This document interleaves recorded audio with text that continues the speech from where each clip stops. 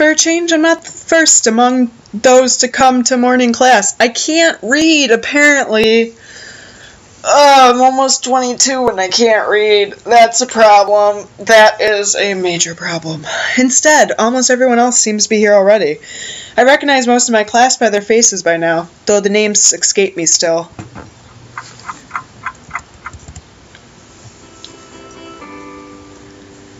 The class goes on lazily. I think I'm starting to get into the rhythm of the school. I've even stopped worrying about taking notes and being overly attentive. The first days, I was pretty high-strung in class. Mutao finishes his lecture about electricity early, but continues without a pause about the festival.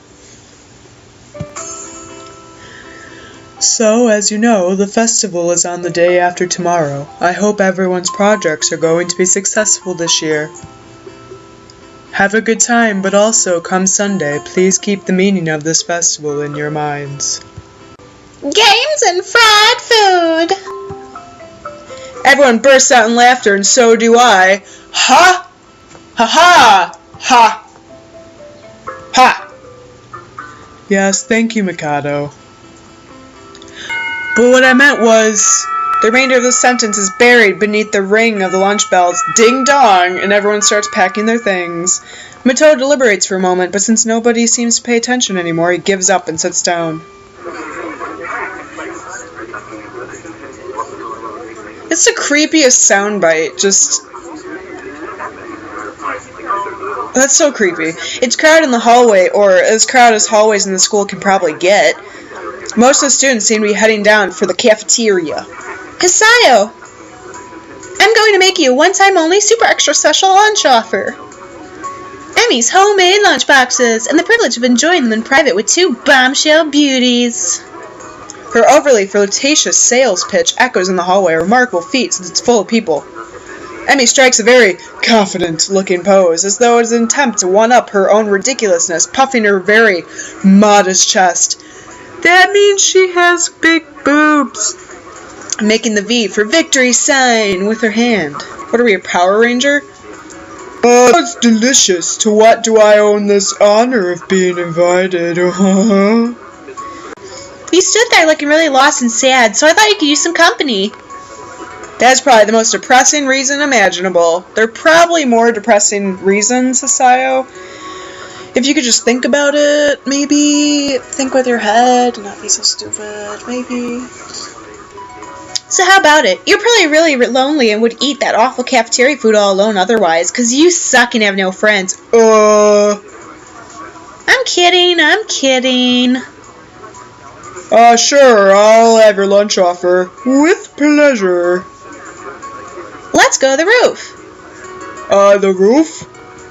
Why the roof? Is it because we raised the roof? Woof woof. Because that's where we eat lunch. Please stop embarrassing yourself. If I don't get up there, then she'll probably wander off, and then I just know she'll go hungry because she never packs lunch for herself. Who's that? IGGY. Come with me! Without answering my question or waiting for a response, she grabs me by the arm and drags me through the hallways. I attempt to make conversation on the way. So why you got an extra lunch, eh? Emmy smiles guiltily. Actually, it's yesterday's lunch. I slipped in a run at lunch, forgot to eat it. Huh. That's just perfect for one slide. Just the word, huh. The stairway to the roof is a little dilapidated, but it's clearly been used recently. At the top of the stairs is this door, complete with a missing padlock. I wonder who the intrepid individual was that removed the lock. Emmy shoves the door open and steps, beaming into the sunlight. Suddenly, a tall, dark stranger appears out of nowhere, standing imposingly in front of us. Emmy flinches back, almost falling back down the stairs. Eek! Hello!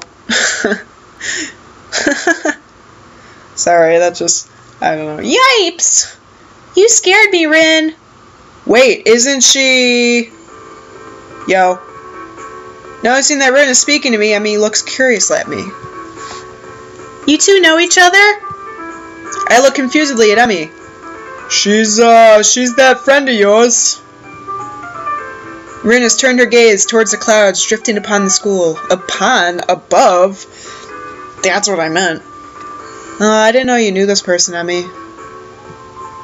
The awkward silence lasts only for a few seconds until Emmy lets out a tiny giggle. Tee-hee-hee. Shrugging the coincidence off. I invited Sayo for lunch. If you know him, that's just better. Oh, does this mean I don't get food? Or did you invite him for lunch without the lunch? Neither. I have food for 3. Oh, nice thinking.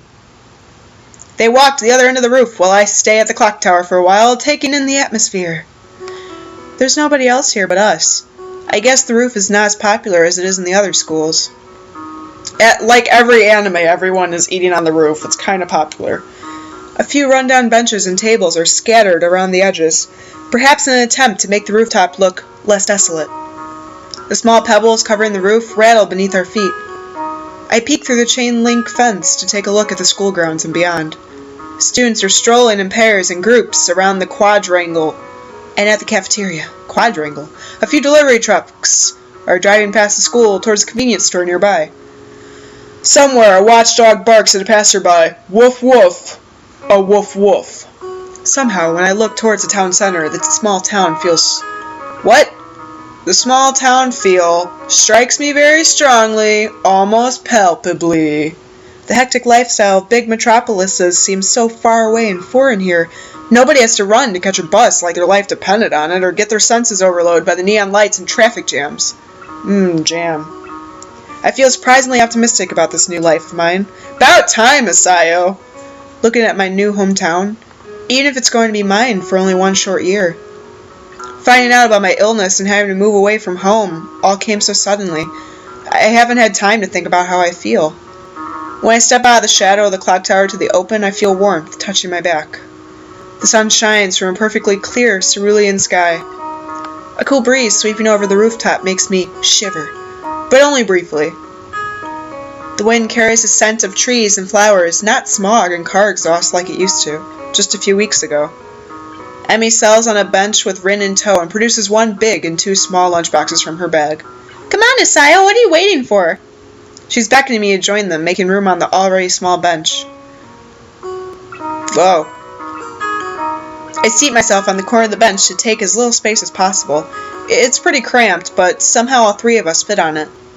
This is a pretty impressive view you got, Emmy suppresses a giggle, tee-hee, and places a lunchbox in front of Rin, and hands another lunchbox to me. Here you go, lunch is promised. Homemade, no less. I am impressed.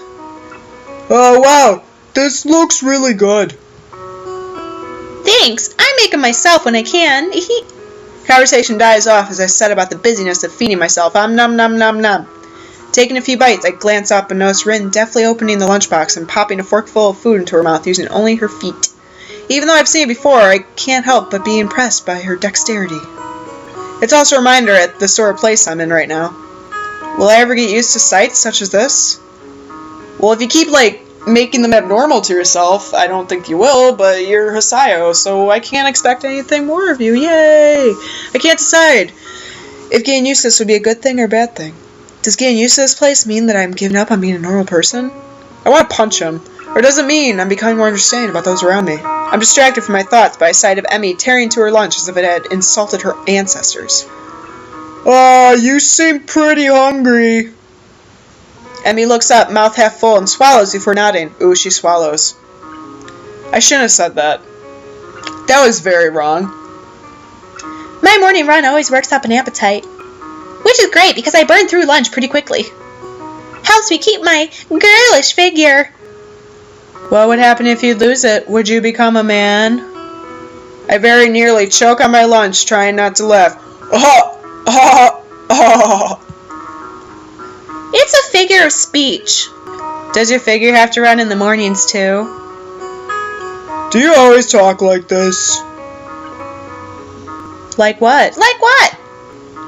I think that answers my question. Never mind. So, I struggle to think of small talk and settle on the obvious question.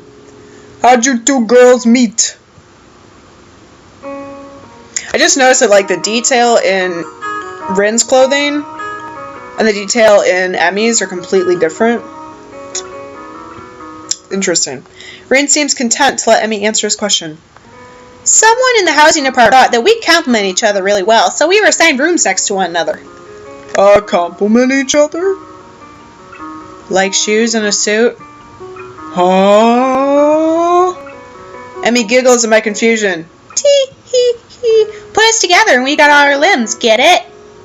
Oh, that makes sense. So I started helping Rin get ready in the mornings, and that was that. I mean, you can't help someone get dressed every morning and not get along. Oh, I see. Rin chooses this moment to interject. I have trouble with shirts. Right, well that's kinda, Really? That's obvious? kind of, question mark? This isn't helping, but at least Emmy seems to find the whole thing funny. That, combined with the fact that Rin is genuinely curious, makes me feel slightly better and yet confused. You got no arms.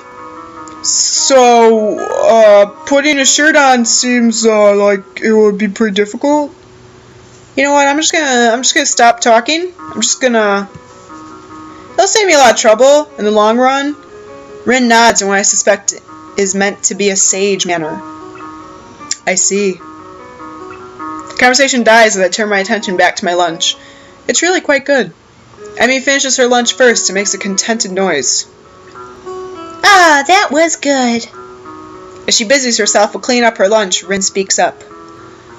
I'm thirsty. Oh, I almost forgot about that. Sorry. With a flourish, she reaches into her bag and removes a trio of lunch boxes. Juice boxes? Oh, juice boxes is what I meant to say. She tosses me one that appears to be cranberry juice. Rin appears to get one that's strawberry milk. And then she keeps fruit punch for herself. Rin dexterously stabs her straw through the top of her box and begins to slurp. I'm once again impressed by how flexible she is, but this time I keep my comment to myself. Good job, Asayo. Learning manners. Somehow I don't think Emmy and Rin are the sorts of people to think twice about the way they work around their particular disabilities. Rin especially so. Indeed, she gives out the impression of being entirely unaware that she's missing any limbs at all. Whether or not that's a conscious decision is another matter entirely. I'm honestly not sure. So, Isayo, how do you like it up here? What? It's quite nice, actually. I like high places for the view. Thanks for inviting me. And for lunch. Emmy grins 1,000-watt grins precisely, which is not over 9,000. No problem. Feel free to eat with us next time too, okay? I won't make you lunch, but you can bring your own up here. No lunch service. I don't know. Emmy looks mock offended. Huh. Try to take advantage of my good nature? The nerve. Hee hee hee. Well, if that's your answer, I guess Rin and I will just keep eating lunch all alone. I'm suddenly assaulted by the most heart-rending puppy dog eyes I've ever seen. I was kidding. I'd love to eat lunch up here again. Good location and, the company's okay too. Emmy frowns a bit at my declaration of okay, but seems happy enough that I've accepted her invitation. I guess that makes us friends. Or at least acquaintances. Ding dong! Ding dong. Rin, you didn't finish your lunch again. I wasn't that hungry. If you don't eat more, you're going to fade away. Rin shrugs as if it's an acceptable risk. Come on, we better get going. We better skedaddle. 3 of us head downstairs.